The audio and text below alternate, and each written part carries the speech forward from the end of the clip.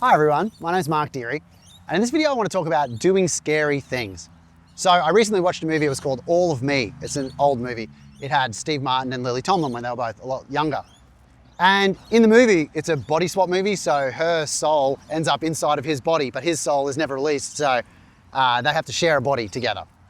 And the reason why this happens, the setup of the movie, is that she's been scared her whole life. Like, she was sickly and couldn't do anything, and so she kind of was bedridden most of her life. And he came into the movie because he was her lawyer. He's an up-and-coming lawyer. Nobody wanted to deal with her because she was so difficult, because she was very rich, and so she had all these people looking after her, and kind of he had to process once she died.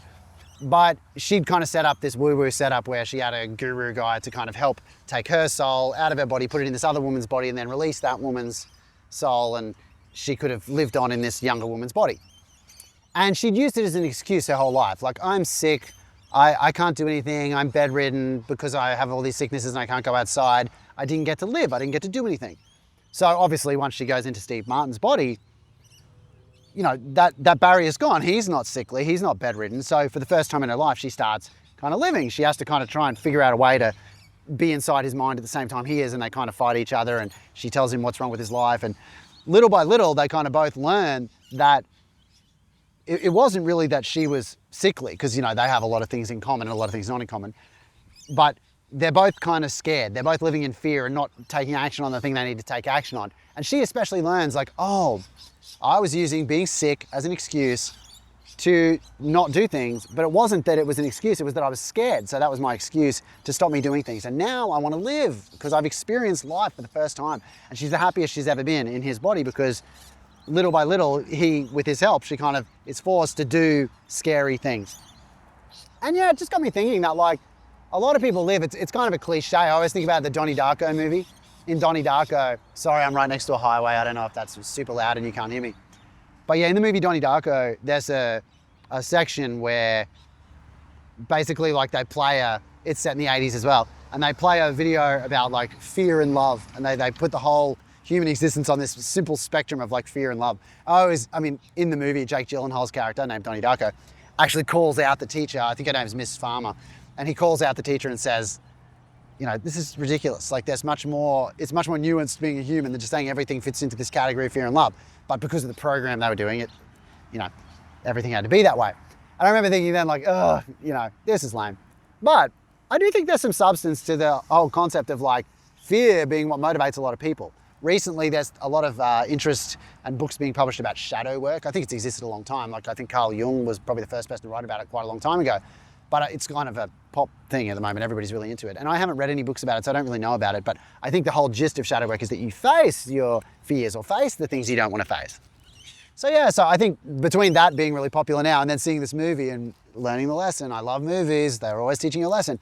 The lesson is, like, just because something's scary doesn't mean you shouldn't do it. And if you want to live, like, life is lived by facing scary things. That's life. That's where the good parts of life happen, when you face something scary and you get new information. You know, it works out or it doesn't, but you're living. And that's really it. I just wanted to reflect on the idea of, like, yeah, a lot of people kind of avoid scary things and they'll avoid them for so long. And I think sometimes you're better off just doing it. A few videos back, Candy's reading a book by Mel Robbins, and it's funny, she's much more into it now than she was when I talked about it a few videos back. And I think it's a pretty thin on content book, you know, like, she has a lot of long examples, and it's a simple concept that you can get really quickly. But anyway, it's a book, so she's kind of grinding through it. But yeah, I talked about that in another video about her earlier book, which I haven't read, called The 5-Second Rule, where you just go 5, 4, 3, 2, 1, do it. And in this case, it totally applies. Like, that's the thing, great concepts, like, obviously made into a book that's for people who don't read, or it's very simple. I think that she hasn't done a lot of referencing to what she, you know, researched and stuff. But very helpful concepts, right? I mean, I haven't read the Let Them book, so I don't know. I haven't read the 5-Second Rule, so I don't know. But the concept of just count down and do it is a great way to face something scary. And it's obviously why she sold 1 million copies of that book, because it helps people with something a lot of people face as a problem, which is doing scary things. So whether or not you count down in your head if it's something scary and you're procrastinating on doing it or avoiding doing it, count down 5, 4, 3, 2, 1, then do it. Or figure out some other strategy. But watching this movie made me realize, yes, life is lived when you do the scary things. And so I thought I'd reflect on that today in this video, and that's about it. What do you think? Do you think when you do scary things, that's the best things, or do you avoid scary things at all costs? I'd love to hear from you in the comments.